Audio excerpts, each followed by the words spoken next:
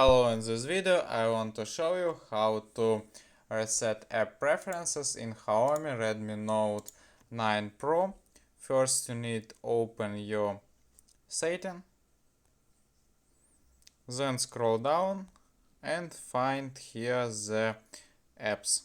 Select it, then select manage apps, and here we can find the three dots on the top right corner.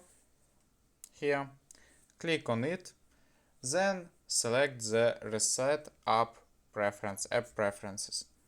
Here we can will reset all preferences for disabled apps notification, default apps, background data for apps, and you will not lose any app data if you use this function. Here we can click on the reset apps, and that's all. Goodbye.